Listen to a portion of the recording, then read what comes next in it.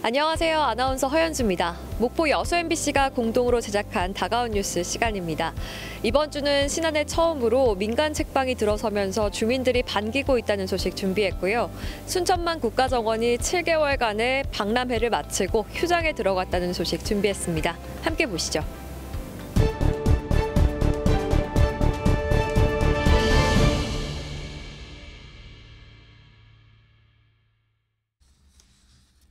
신안군 가족센터 한쪽에 아기자기한 책방이 최근 문을 열었습니다.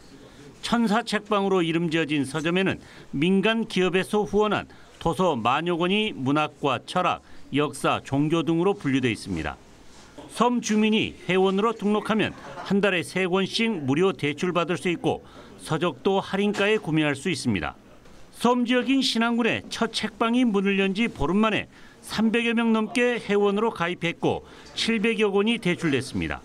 근데 여기 와서는 이제 책들을 갖다가 이 내용도 조금씩 볼 수도 있고 또 제가 모르는 생각지 못했던 책들을 발견함으로 인해서 거기서 고를 수도 있고 그래서 너무나 좋은 것 같습니다.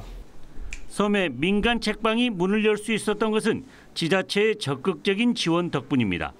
책방 장소 제공은 물론 인건비를 지원해 민간 서점 유치에 성공했습니다. 그래서 전국적으로 공모를 해가지고 이게 문화예술 또 문화예술이 꼽히는 섬을 만드는 정책의 일환으로 지금 추진하고 있는 겁니다. 책방에서는 독서 동아리 활동과 저자와의 대화 등 다양한 문화 프로그램도 운영해 척박한 섬 지역의 문화 욕구 충족에도 한 몫을 할 것으로 보입니다.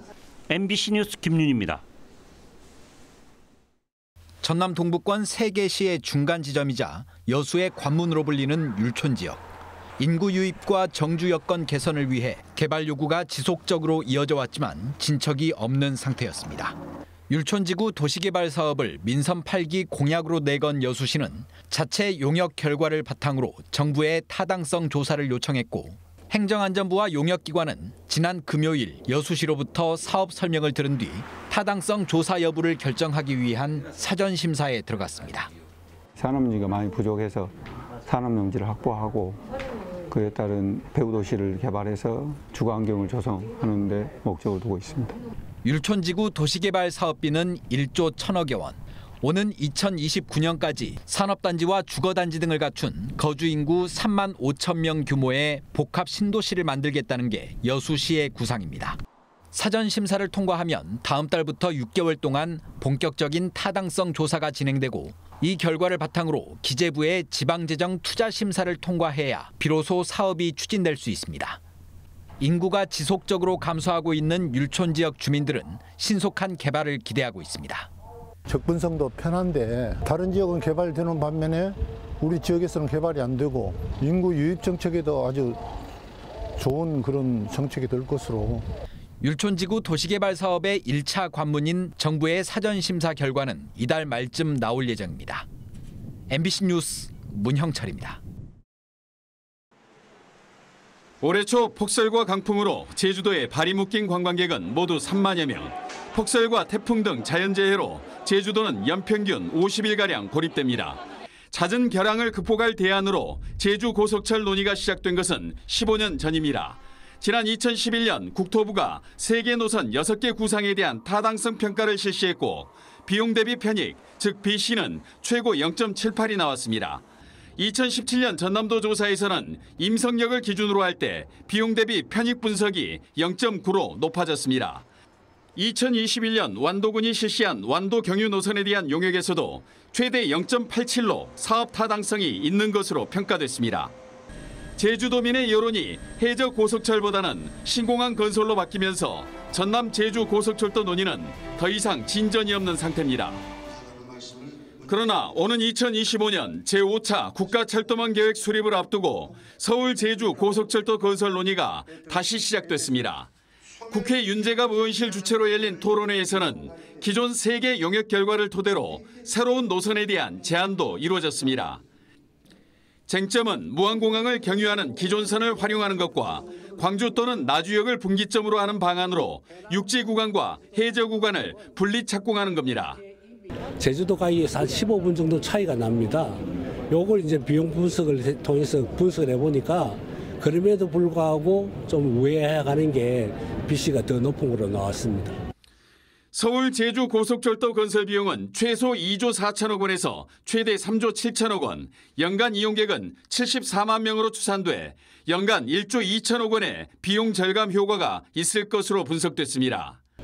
한꺼번에 하는 것도 방법이 될 수 있지만 우선 광주, 송정, 나주에서 해남, 완도까지 해놓고 제주는 이제 여기까지 성숙되면 해남군과 완도군은 이번 토론의 결과를 기본 구상으로 중앙정부에 건의하고 우선 내년 전남도 철도망 구축 계획에 반영해 줄 것을 요청할 예정입니다.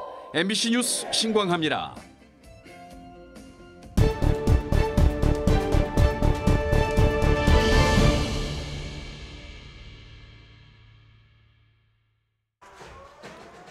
지난 11일 파주에서 올해 K3 리그 마지막 경기가 열렸습니다.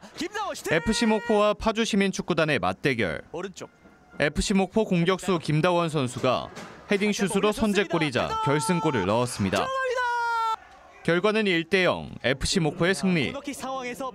FC 목포는 시즌 마지막 경기를 승리로 마무리 지으며 15승 8무 5패를 기록했습니다.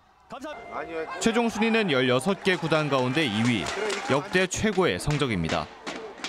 지난 시즌 최하위권에 머물렀던 FC 목포가 올해 돌풍을 일으켰습니다. 공격 축구로 팀 컬러를 바꾼 게 올해 좋은 성적을 거둘 수 있는 원동력이 됐습니다. 올 시즌 FC 목포가 넣은 골은 모두 48골, 1위 화성FC보다 6골을 더 넣었습니다. 모든 팀 중에 최고 많은 득점을 해서 팬들이 좀 그래도 즐거워하지 않았나 생각을 합니다. 팀의 공격력이 되살아나며 FC 목포 제갈재민 선수는 득점왕에 등극하기도 했습니다. 그냥 항상 경기장에서 최선을 다했던 것 같아요. 그냥 저에 대한 장점을 많이 살려주고 그래서 제가 이렇게 좀 많은 골을 넣을 수 있었던 것 같습니다. FC 목포는 전국체전에서 당초 목표했던 우승은 놓쳤지만 3위로 동메달을 따며 자존심을 지켰습니다.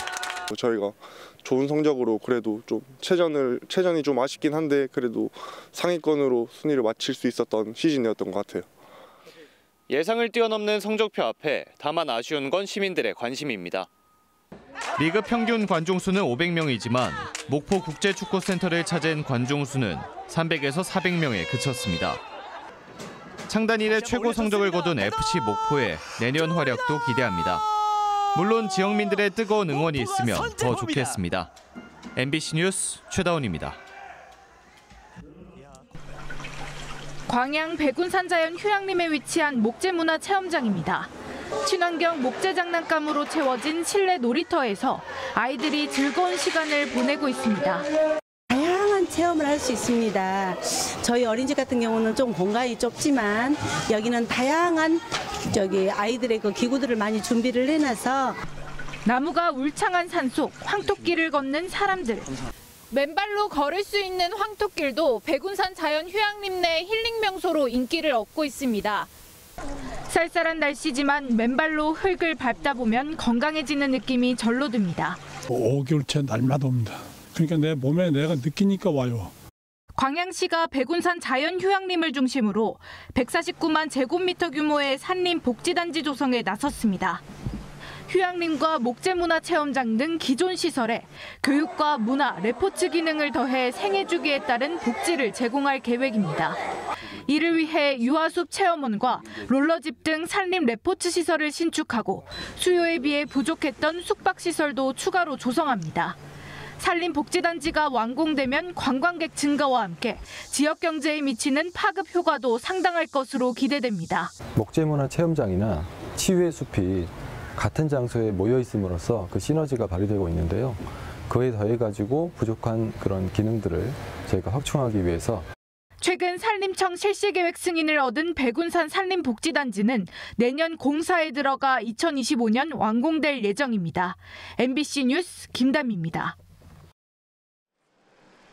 올해 980만 명이 찾은 순천만 국제정원 박람회장. 휴장 소식을 미처 알지 못한 방문객들이 아쉬움의 발길을 돌립니다. 그래도 한번 둘러보고 싶은데 둘러보지 못해서 되게 아쉽고, 그렇지만 또 여기 순천만 갈대 숲지를 개장하니까 그쪽으로 해서 오늘 좀 둘러볼 생각입니다. 순천만 국가정원은 7개월간 뜨거웠던 열기를 식히고 재개장을 준비하고 있습니다. 북적대는 인파로 쉬지 못했던 정원 속 동식물은 다시 기운을 얻습니다. 튤립과 청보리를 심고 기존 시설을 개선한 뒤 내년 봄 다시 화려한 모습으로 사람들을 맞이할 예정입니다. 정원과 순천만, 도심을 아울렀던 박람회 폐막 이후 공간 활용과 도시계획에 관한 관심도 커지고 있습니다.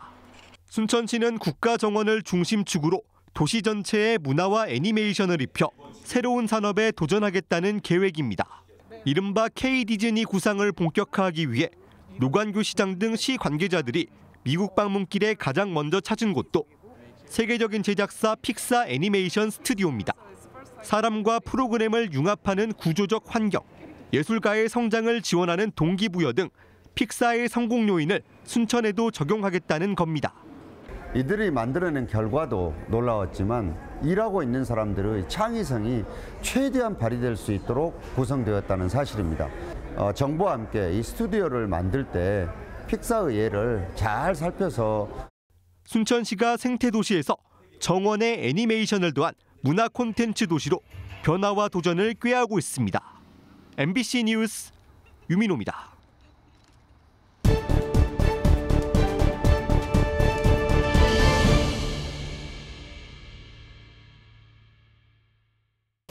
오늘 다가온 뉴스 어떻게 보셨나요? 다음 이 시간에는 더욱더 풍성한 소식으로 찾아뵙겠습니다. 많은 관심 바랍니다. 고맙습니다.